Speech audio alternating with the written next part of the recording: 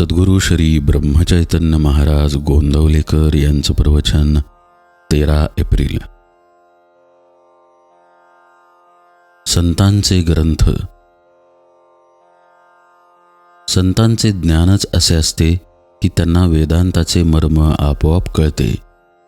अमुक एक ग्रंथ कुणी लिहिला, केव्हा लिहिला, त्यामध्ये अमक्या पानावर काय आहे, या गोष्टी एक वेळ संतांना सांगता येणार नाहीत, पण त्या विषयाचे मर्म त्यांना बरोबर ठाऊक असते.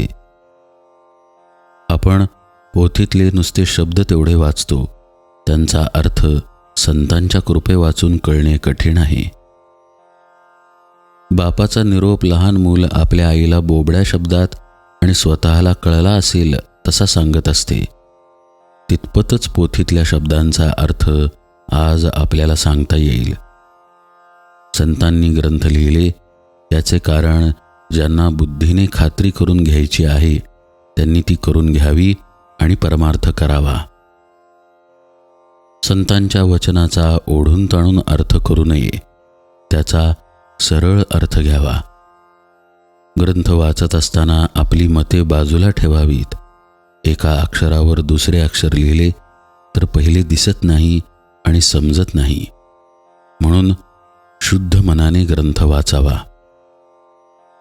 आपल्या वडिलांचे पत्र जर आपल्याला आले तर आपण त्यातले अक्षरनअक्षर वाचतो. तसे ज्ञानेश्वरी, दासबोध हे ग्रंथ अगदी मनापासून वाचावेत. पुष्कळ लोक जे पोथी ऐकायला जातात ते लोकांनी बरे म्हणावे यासाठी, किंवा करमत नाही यासाठी, किंवा इतर उद्योग नाही म्हणून जातात. असे करणे योग्य नाही. खरे म्हणजे संतांचे ग्रंथ वाचून स्वतःला काय करायला पाहिजे ते शोधून काढून तेवढे करणारे लोक थोडेच असतात.